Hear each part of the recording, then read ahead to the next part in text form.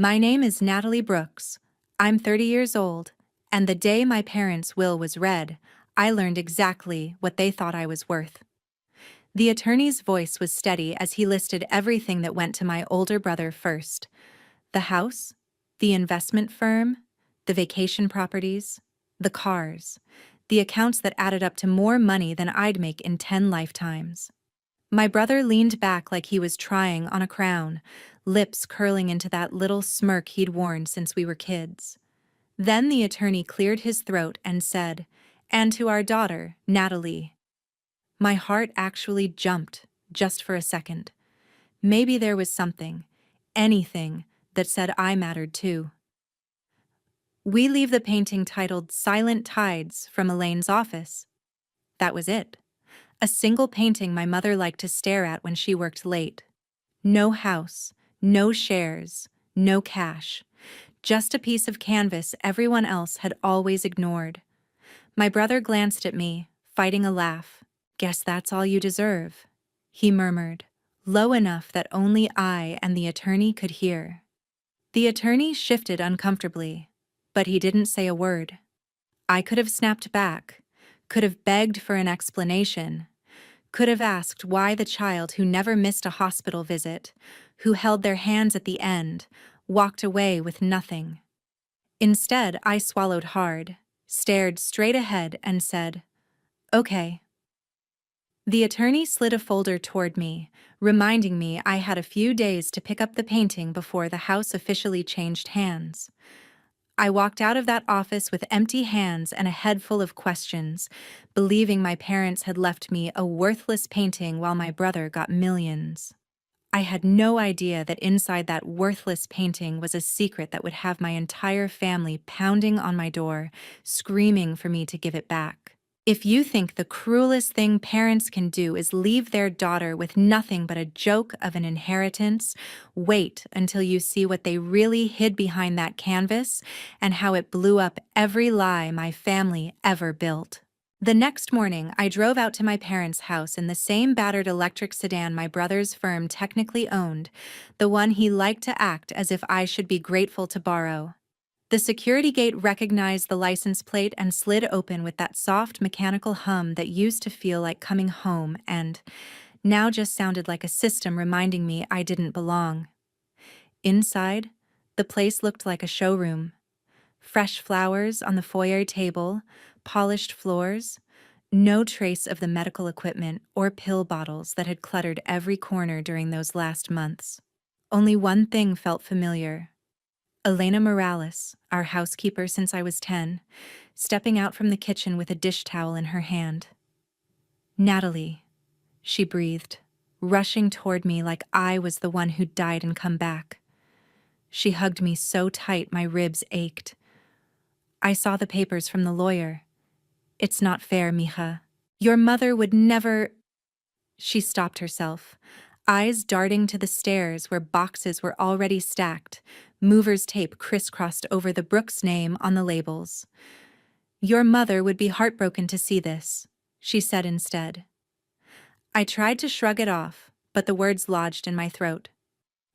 "I'm just here for the painting," I said. "Silent Tides," from her office.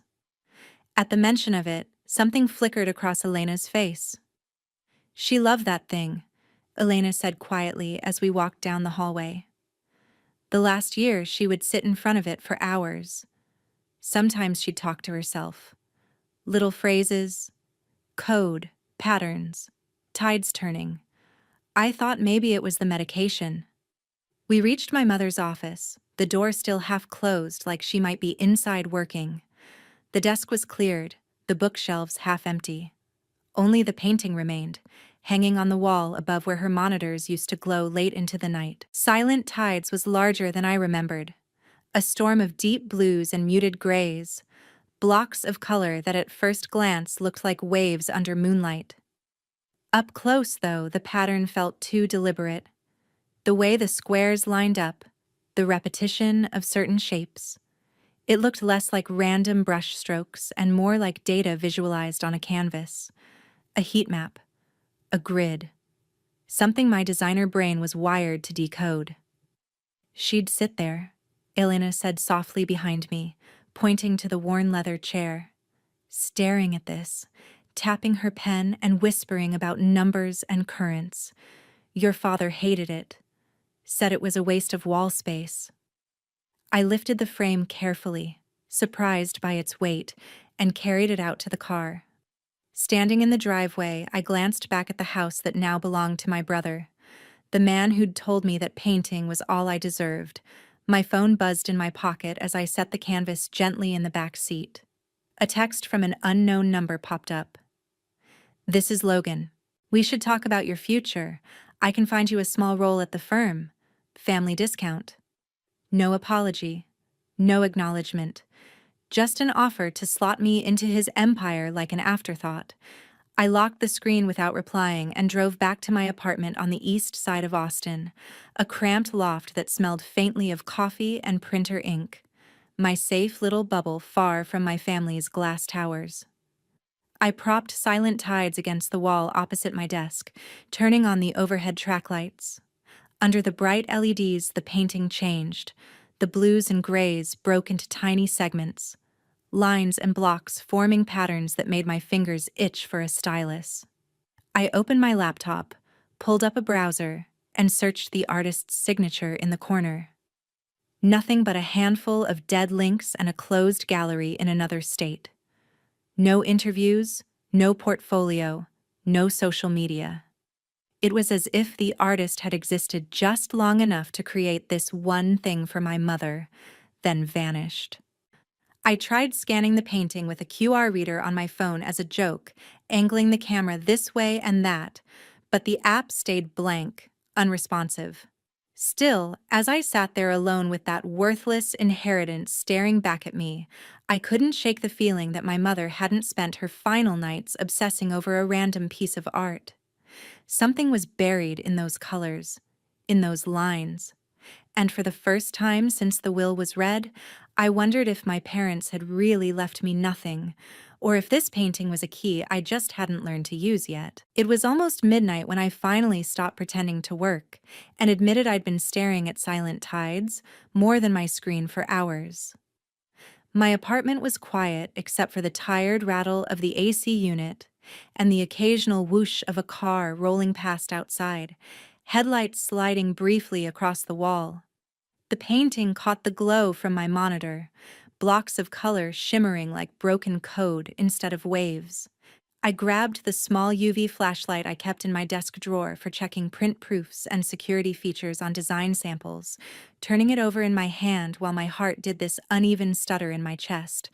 On impulse, I killed the overhead lights, plunging the room into shadow, leaving only the faint blue from my laptop and the thin, purple beam of UV as I stepped closer to the canvas.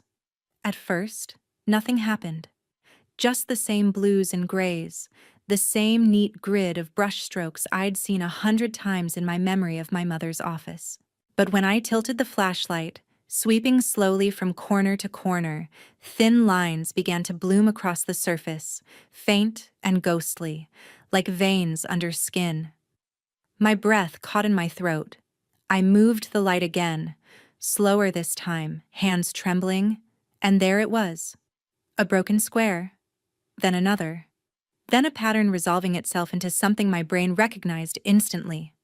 Pixels, modules, a code block, but painted. My heart started pounding so loud I could hear it in my ears. No way, I whispered, repositioning the beam with both hands. Under UV, hidden in the darkest pigments, a fragmented QR code emerged, not printed, but painted with microscopic precision, like someone had hidden a tech conference inside an art gallery. I fumbled for my phone, fingers suddenly clumsy and slick with sweat, and opened the scanner again. This time, I framed only the UV-lit sections, adjusting the angle and distance until the whole pattern came together. The app hesitated for a heartbeat, the little loading circle spinning just long enough to make me think I'd imagined it. And then a soft ding cut through the silence. A link popped up on my screen. It wasn't some public webpage or random spam. It was a secure portal with a familiar logo and name. an institutional bank I knew from headlines and my parents' old conversations. The kind of place that handled serious money for serious people who didn't wait in line. My thumb hovered, then tapped. A login field appeared, already filled with my email address like it had been waiting for me specifically. Below it, a prompt glowed. Secondary key required. I stared at it, pulse lodged somewhere between my ribs and my teeth. Secondary key. My gaze drifted from the phone to the back of the frame, like my mother was physically tugging my attention where she wanted it. I set my phone down, turned the painting around, and ran my fingers along the rough wood edges. One side felt slightly thicker than the others, just enough to be wrong. I dug my nails into the seam until a small strip of wood popped loose with a tiny crack, revealing a narrow compartment carved into the frame. Inside was a folded envelope, yellowed at the edges, my name written across the front in my mother's tight, looping handwriting that I hadn't seen in ink since she signed hospital forms. For a second, I just held it, feeling the soft give of the paper, the weight of all the things she'd never said to my face pressing down on my chest. Then I tore it open with shaking fingers. "Natalie," the letter began, "if you're reading this, it means I wasn't brave enough to say everything while I was still here." Her words spilled across the page, explaining how she'd realized years ago that the firm my father and brother built was rotting from the inside, that the algorithms she designed to predict market movement had been twisted into tools for fraud, for hiding money offshore, for stealing from people who trusted them enough to sign on the dotted line. She couldn't go public without proof, and she couldn't trust anyone inside Brooks Equity Group, so she did what she did best: collected data, documented everything, and built a trail no one else could see. "Your father believed you were too soft," she wrote. "Your brother believed you were too small, but you see patterns they never will. That's why the key is yours." The QR code in the painting, she explained, was the first key, a way to get to the vault without leaving a digital fingerprint. The second was a passphrase only I would know, something she'd said to me every time I wanted to quit growing up, when math got too hard or I felt like the odd one out in my own family. I could almost hear her voice in my head as I read it. I whispered the phrase "now," barely audible in the dark apartment, and typed it into the field on my phone. For a breathless second, nothing happened. Then the portal opened. File after file loaded on the screen. Spreadsheets, transaction logs, shell companies, email chains. Account numbers routed through jurisdictions I recognized from articles about tax havens. Charts that mapped cash flows in lines that looked sickeningly like the patterns in my mother's models. One document made my stomach flip. A trust in my name, funded quietly over the years with money my mother had peeled away from the storm, money she insisted in the letter had been rightfully earned before everything went wrong. There were also signed statements, time-stamped, that she'd already provided these to an attorney and initiated a confidential inquiry with federal investigators. The painting wasn't just art. It was a map, a key, a confession turned into data. Proof that my family's success story was built on crimes. My chest felt too tight, my mind racing ahead to what this meant. What Logan and my father had done, what Elaine had risked, how long she'd carried this alone. I barely heard the first knock over the noise in my head. It was the second one that made me jump, louder, harder, rattling the thin door of my apartment in its frame. I froze, phone in hand, heart slamming into overdrive. Then came the third, followed by my brother's voice, muffled but unmistakable, seeping through the wood like smoke. "Natalie, open the door!" Another voice layered over his, sharper and higher, edged with anger. Aunt Marianne's. "We know you have it," she snapped. Someone jiggled the handle hard enough to make the lock clack. "Open up now!" Cold spread through my veins, washing away the last of the denial. They shouldn't even know I'd picked up the painting yet. The will had barely settled, and I hadn't told anyone where I lived. Unless they were tracking the car. Of course they were. That sedan was still corporate property. Corporate property with corporate GPS that I'd stupidly thought of as a perk, not a leash. My phone buzzed with a new text as the pounding continued. Logan again. Don't be stupid. That painting belongs to the firm. Give it back, and we can make this go away. I backed away from the door, every instinct screaming at me to stay quiet, clutching the frame of Silent Tide so hard my fingers ached and my knuckles went white. On my screen, the files from the secret vault glowed like a confession, line after line of numbers that could burn their empire down. Outside, my family kept hammering at the wood, voices overlapping as they yelled for me to give back what they'd spent years hiding. In that moment, it hit me with brutal clarity. This wasn't just a painting they were after. It was the key that could unlock everything they'd built on lies, the one thing they hadn't managed to control. And somehow, almost by accident but also by design, I was the one holding it. I didn't sleep at all that night. I sat on the floor with my back against the couch, Silent Tides propped in front of me like a shield, while the glow from my laptop washed over the dark room. Every instinct I had screamed at me to panic, to shove the painting in a closet and pretend I'd never seen any of it. Instead, I forced my shaking fingers to move. First, I downloaded everything from the hidden portal, every file my mother had buried in that code. Spreadsheets, email threads, contracts, transaction logs. I compressed them, encrypted them with a password only I would remember, then uploaded backups to multiple cloud accounts. When that was done, I sent a single message to the one person my mother said she trusted in her letter. "Mr. Reed, this is Natalie. I found what she left me." His reply came faster than I expected for someone who handled my family's messes. "Do not share those files with anyone else. Can you talk on a secure line?" 15 minutes later, I was huddled against the kitchen counter, phone wedged to my ear, staring at the door like it might explode inward. Jonathan's voice was calm but sharper than it had been in the conference room. I told him about the painting, the QR code, the portal, the trust in my name. I told him about the knocking, about Logan and Marianne at my door, about the GPS in the sedan. On the other end, he exhaled slowly. "Your mother came to me months ago," he said. "She gave me a portion of those records and instructed me to prepare for the possibility you'd find the rest. She believed your father and brother were using her models to commit large-scale fraud. She also believed you were the only one she could trust to finish what she started." My chest tightened. "So you knew?" I asked. "Not the details," he said. "What I knew is that she opened a confidential inquiry with federal investigators. I helped her set up the trust in your name, using funds she could document as legitimately earned early on.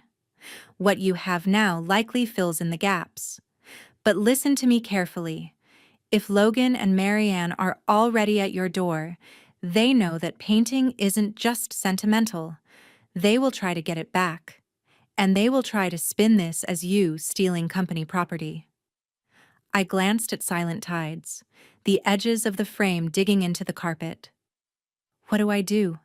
I whispered. "First, get out of there," he said. "That apartment is compromised. Second, you need independent counsel on the tax and securities side, someone who doesn't have any prior association with your family. I can give you referrals, but you have to move quickly." After we hung up, I didn't even change clothes. I slipped my laptop into my bag, grabbed my external hard drive, wrapped Silent Tides in an old blanket, and moved as quietly as I could. The hallway outside my door was silent now, but the memory of their pounding still vibrated in my bones. I eased the painting down the stairwell instead of risking the elevator, half expecting Logan to step out of the shadows. No one did. In the parking lot, the corporate sedan sat under a flickering streetlight like bait. Jonathan's warning echoed in my head. If I took it, I might as well send them a live location. I opened a ride-share app instead, booked a car, and stood there hugging the blanket-wrapped painting until a dented hatchback pulled up to the curb. The driver glanced at it in the rearview mirror as I slid in. "Moving day?" he joked. "Something like that," I said. I had him drop me 3 blocks away from my place at a 24-hour coffee shop with good Wi-Fi and no questions asked. Inside, the air smelled like burnt espresso and old sugar. I claimed a booth in the back, set Silent Tides beside me, and opened my laptop again. Using a private browser, I searched for tax fraud attorney Austin Independent, scanning reviews and firm websites through gritty, sleep-deprived eyes. I found one that looked both small enough to care and big enough to be dangerous, then filled out the emergency contact form with a brief message. Whistleblower, family investment firm, evidence in hand, need confidential consult ASAP. While I waited, my phone buzzed again. This time it wasn't Logan, but Elena. My heart twisted. I answered with my eyes already stinging. "You okay?" she whispered, skipping any greeting. I could hear the creak of our old kitchen chairs behind her, the familiar clink of dishes. "I'm safe," I said, "for now." "They tore apart your mother's office," she rushed on. "Logan and Marianne, files everywhere. They were yelling about a painting, asking if I'd seen you take it. They said you were confused, that you might misunderstand something you found. They're scared, Natalie." I haven't seen them scared before. A cold, strange steadiness settled over me. "Good," I said before I could stop myself. "Let them be scared for once." Elena hesitated. "I don't know what your mother put in that painting," she said, voice thick. "But she told me, if anything happens to me and Natalie starts asking questions, tell her to keep going, no matter what they say." "So? Keep going, mija. Don't let them talk you into dropping this." I blinked hard, wiped my eyes with the back of my hand, and promised her I would be careful. Before sunrise, I booked a small furnished place near Lake Austin under a different last name, using a temporary credit card number and a burner email. The host left the key in a lockbox by the door. I carried Silent Tides inside like it was made of glass and leaned it against a wall in the tiny living room. The space was quiet, anonymous, smelling faintly of detergent and dust. For the first time since the will reading, I felt like I could breathe. In the pale morning light, I sat on the edge of the unfamiliar bed, phone in one hand, the attorney's referral list in the other. I could run. I could pretend I'd never seen those files, hand the painting back, and let my brother's empire roll on, built on stolen money and buried lies. Or I could do what my mother designed this entire insane puzzle for me to do. I looked over at Silent Tides, at the invisible code stitched into its colors, the secrets that had driven her to work late nights under that cold blue light. My family had decided all I deserved was a painting. They'd spent years underestimating me, counting on me to stay quiet, to stay small. They were about to find out what happened when the girl they pushed out learned she was holding the one thing that could bring them all down. 2 days later, I was sitting at the tiny kitchen table in the lake house, laptop open, when my new attorney, a tax and securities specialist named Dana Harris, finished scrolling through the last file I'd sent her. We were on a video call, her face framed by bookshelves and degrees. "This is not small, Natalie," she said finally. "This is systemic. Your mother did thorough work. Between what she gave her lawyer and what you pulled from that portal, there's enough here to justify a full-scale investigation." My heart thudded. "So, what happens now?" I asked. "I've already reached out to the federal contacts Mr. Reed mentioned," she said. "Your mother filed formal complaints months ago. They opened a preliminary case, but they were missing key links. What you have ties the scheme to specific accounts and decision-makers. They've been waiting for this. I'm sending a secure package as we speak. You are not to meet with your brother or aunt alone. You are not to surrender the original painting under any circumstance. You keep copies of everything off-site. Understood?" I promised I would, even as a knot of dread twisted in my stomach. After the call ended, I walked into the living room and stared at Silent Tides. It leaned against the wall opposite the sliding glass doors, the morning light turning its blues almost silver. Somewhere inside that grid of color was the reason my mother had worked herself sick and slept in this house alone while the rest of us pretended everything was normal. My phone buzzed. A notification from Dana. Package received on their end. They may move fast. If anyone contacts you, call me and read immediately. I was still reading the message when someone knocked on the door. 3 sharp, confident raps that didn't belong to a delivery driver or a nervous Airbnb host. I went completely still. The knock came again, louder. "Natalie, open up, we need to talk." Logan's voice slid under the wood like oil. My brain raced. I hadn't used the company car. I'd booked this place under a different name, used a virtual card. Then I remembered who used to pay for my phone plan, who'd insisted on location services after I moved out, framed as concern. "Just in case you get stranded," he'd said. I cursed under my breath for not changing it sooner. "Natalie," he called again, more forcefully. "We can hear you in there." Marianne's voice cut in, tight with anger. "You can open the door, or we can make this very unpleasant for you." My hands shook, but I forced them to move. I grabbed my laptop, opened a secure call with Dana and Jonathan, and hit record on my phone, dropping it mic side up on the coffee table. Then I walked to the door and flicked the deadbolt. I didn't open it wide, just enough to see their faces. Logan looked like he'd stepped straight out of a press photo. Tailored shirt, expensive watch, every hair in place. Only his eyes betrayed him, a little too bright, a little too wild. Marianne stood beside him in a structured blazer, jaw clenched so tight I could see the muscle jump. "You found something," Logan said without preamble, eyes sliding past me to scan the room. "We need to come in." "This is a rental," I said. "I'm not supposed to have unregistered guests." He smiled, that smooth, patronizing expression he'd perfected over years of boardrooms and investor meetings. "Come on, Nat. Let's not do this. You took a company asset without permission. You accessed confidential systems you had no right to touch. I'm here trying to solve this as family before it becomes messy." He leaned on the word, letting it hang. Behind him, Marianne's gaze snapped to Silent Tides as soon as she spotted it. Her face went white, then red. "There," she hissed, pushing past me before I could stop her. "I told you she'd taken it." I stepped back, keeping my distance, my pulse roaring in my ears. "You left it to me," I said. "In the will, remember? We left you something to remember Mom by." Logan shot back. "We did not give you permission to break into encrypted systems, steal proprietary models, and misinterpret complex financial data you don't understand." He moved closer, closing the space between us, dropping his voice. "Do you have any idea what kind of trouble you're playing with?"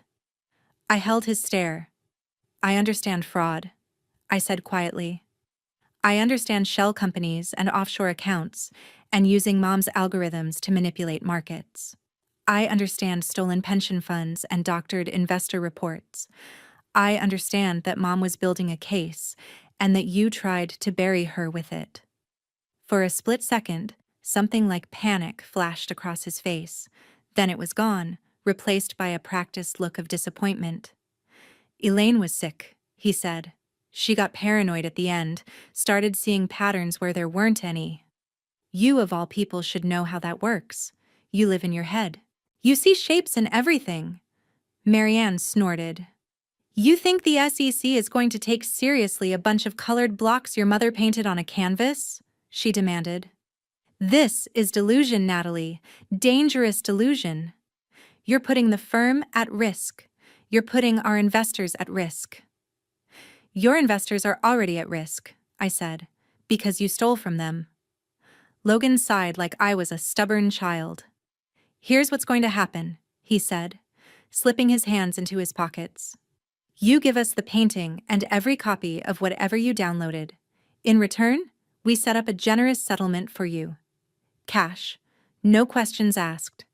You walk away, start that little design studio you always wanted, and no one ever needs to know how close you came to blowing up your family's life. Or, he added, his tone hardening, you dig in, and this becomes public. Investigations, headlines. You get painted as the ungrateful daughter trying to shake down her dead father's company. You think your portfolio is going to matter when Google auto-completes your name with fraud and lawsuit?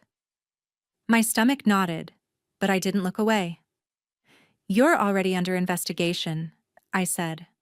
Mom made sure of it. All I did was finish the trail she started. He laughed, a sharp, humorless sound. Please, you think if there were a real case, anyone would have waited this long? You have files you don't understand and mommy issues. That's it. I took a breath, grounding myself in the weight of the phone recording on the table, in the soft ping I'd heard earlier when our conference call connected. You're right about one thing, I said. I don't understand everything. That's why I hired people who do. His eyes narrowed. What does that mean? It means, I said, raising my voice just enough, that everything you're saying right now, the offers, the threats, the way you just admitted the painting is a company asset tied to confidential systems? My attorneys are hearing every word. Silence dropped into the room like a stone. Logan's gaze flicked to my laptop, the small green icon glowing on the screen. Marianne blanched. You didn't, she whispered. You didn't get outsiders involved? Mom did, I corrected. Months ago. I'm just the one holding the key. As if on cue, there was another knock at the door. This one was firm, official, accompanied by a voice that made every hair on my arm stand up. Federal agents, the man called. Ms. Brooks, this is Special Agent Carter. We have a warrant to execute regarding Brooks Equity Group. Please open the door. Logan's face drained of color. You called them here? He hissed. I didn't have to, I said, stepping past him toward the door.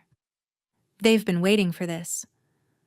When I opened it, 2 agents stood on the porch, flanked by a local officer. One of them held up a folder with my name and my parents' names on the front. Ms. Brooks, he said, scanning the room behind me. His gaze snagged on Logan and Marianne. We're here to take possession of evidence and serve warrants related to an ongoing financial crimes investigation. Everything seemed to move in slow motion after that. The agent reading Logan his rights, Marianne arguing, then stumbling over her own words as she tried to explain why they'd followed me here. The officer asking me to confirm my identity and the existence of the files. My hands trembled as I pointed out the encrypted drive, the painting, the letter my mother wrote. Somewhere in the chaos, Logan turned to me, eyes blazing, mask finally ripped away. You think you've won? He spat as an agent guided his hands behind his back. You think they'll thank you for this when the dust settles? You destroyed our family. I met his glare, heart pounding but steady. You did that yourself, I said. All I did was turn on the light. News doesn't move slowly when it smells blood in the water, and in our case, it moved like a feeding frenzy. Within a week of that morning at the lake house, headlines started popping up on every local business site and then on national outlets. My family name shoved into bold fonts and harsh thumbnails. Brooks Equity Group under federal investigation. CEO detained on fraud and tax evasion charges. Whistleblower evidence points to massive scheme. My phone lit up with notifications I didn't open and numbers I didn't recognize, reporters and distant acquaintances suddenly very interested in my life. I watched it all unfold on my laptop from yet another temporary rental, the volume of the TV low, my name blurred in early reports as a family member who provided key documentation, like I was a footnote in my own story. At the arraignment, Logan stood in a navy suit that suddenly looked like a costume, flanked by attorneys who blinked into cameras and talked about misunderstandings, complex strategies, and overzealous regulators targeting a successful firm. The charges read out loud made that spin sound pathetic. Wire fraud, securities fraud, conspiracy, tax evasion, counts stacking up like sandbags against a breaking dam. Marianne tried to keep her composure, but the day agents walked out of Brooks Equity with boxes of files and seized servers, cameras caught her with her head in her hands at the curb. Mascara smudged, the polished CFO mask finally cracked. Their investors, the ones they'd treated like faceless account numbers, suddenly had voices, and those voices were angry and very, very public. Lawsuits started piling up. A group of retirees who'd trusted Brooks Equity with their savings appeared in a news segment, sitting at folding tables in a community center, holding printouts of statements that no longer meant anything. I watched one man in his 70s say, "I believed in them. I believed the returns were real," and felt a sharp, ugly twist of guilt in my chest, even though I hadn't signed a single one of those fraudulent reports. That night, on a call, Dana's tone softened for the first time since I'd hired her. "You didn't create this," she said firmly. "You put a stop to it. There's a difference, and it matters, even if it doesn't feel like it right now." In court months later, when the plea deal finally came after endless motions and press speculation, Logan didn't look at me once. He stared straight ahead as the judge accepted his agreement. Over a decade in federal prison, millions in restitution, a lifetime ban from serving as an officer or director of a public company, his right to play the respectable CEO permanently revoked. Marianne took a lesser sentence in exchange for cooperation, but she lost everything else. Her position, her license, the house she'd bragged about buying with clean money, the invitations to charity galas she loved so much. Brooks Equity Group, the empire they'd built on my mother's work and other people's trust, was dismantled piece by piece, assets frozen, then liquidated to pay back as much as possible. The trust my mother set up for me was examined from every angle and ultimately deemed clean after investigators traced every deposit. "Your mother was cautious," Jonathan told me in his office, tapping a thick folder with my name on it. "She documented the source of every dollar. This is as legitimate as it gets, Natalie. She wanted you protected." I could have taken the money and disappeared to some quiet town where no one knew the word Brooks. Instead, sitting at another too-small table in another rented place, I opened a spreadsheet and started moving numbers around, the way my mother used to, but for a different purpose. First, I authorized a significant chunk to go straight into the restitution pool, earmarked specifically for smaller investors.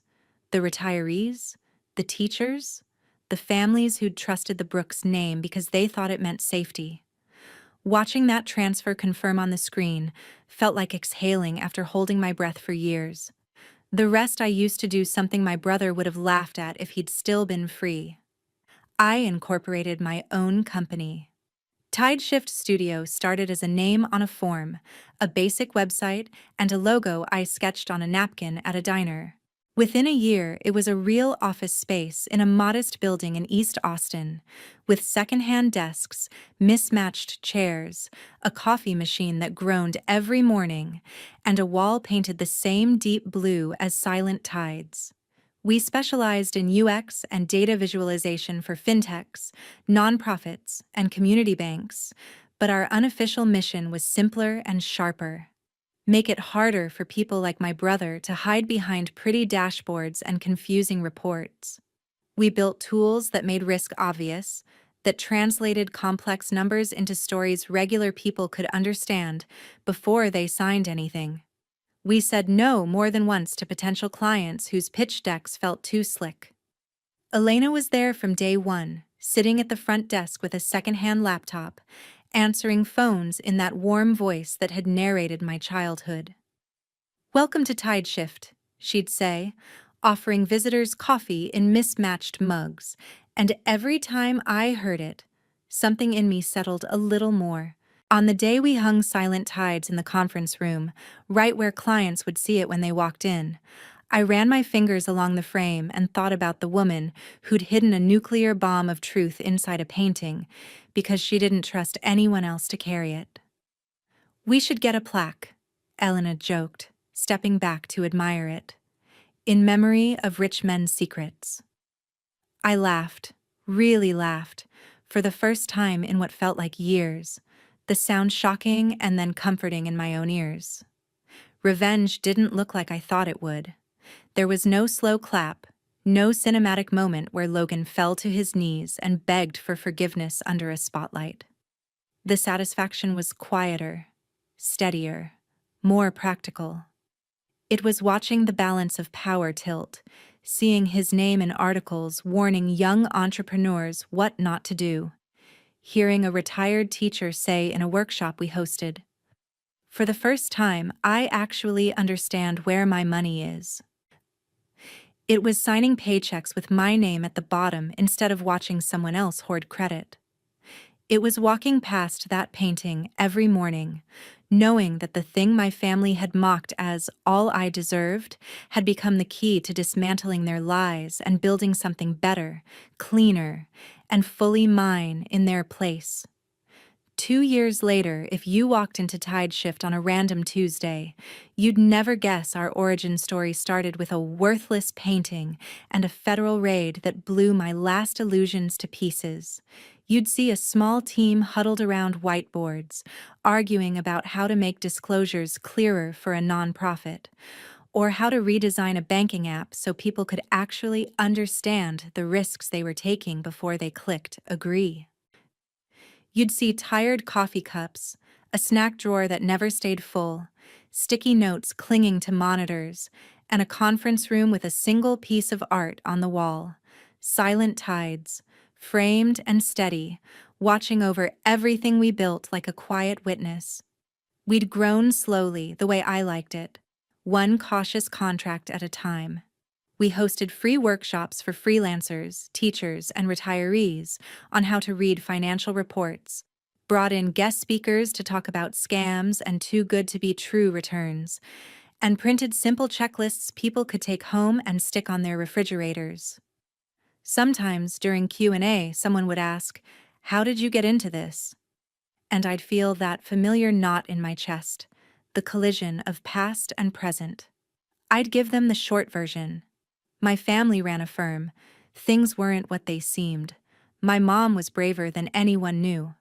The long version belonged in court transcripts and investigative files, not on a projector screen in a community center. A podcast host finally convinced me to tell more of it, framing it as a cautionary tale about money, trust, and what happens when loyalty is weaponized. Sitting in that recording studio with foam panels on the walls and a mic in front of me, I realized I wasn't shaking anymore. I could say fraud and prison and my brother in the same sentence without feeling like I was betraying someone. The betrayal had already happened. I was just refusing to keep it quiet. Logan wrote twice from prison. The first letter was angry, messy, full of excuses and half-truths, blaming me for everything from his sentence to the headlines, insisting that family should stick together, even while he dodged responsibility. The second, months later, was quieter, written in tighter script, full of words like regret, mistakes, and maybe we could talk when I get out. I read it at my desk under the soft wash of afternoon light, Silent Tides in the corner of my eye, then folded it back up and put it in a drawer with the first. I wasn't interested in rewriting history for him or playing the part of the understanding little sister who helped him feel better about what he'd done. Forgiveness, if it ever came, would be about freeing myself from carrying his choices on my back, not absolving him in his own story. What mattered more was what we did with the wreckage now, making sure fewer people got fooled by glossy brochures and charming CEOs, teaching anyone who would listen that numbers tell stories if you know how to read them, and that blind trust is not a requirement for being a good person. Some nights, when the office was quiet and everyone had gone home, I'd sit alone in the conference room, looking at the brush strokes that once hid my mother's last act of defiance. Sometimes I'd think about visiting her grave and telling her how it all turned out. About the workshops. About the retired nurse who cried because she finally understood her statement. About the intern who said she wanted to work in finance, but not the gross kind. My parents had tried to split their legacy like it was cleanly divisible. Money and power for the son they thought would carry their name, a consolation prize for the daughter they believed would fade into the background. They were wrong on both counts. That consolation prize blew the truth wide open, and the girl they underestimated refused to disappear. Instead, she built something honest from the ashes of their lies and invited other people inside.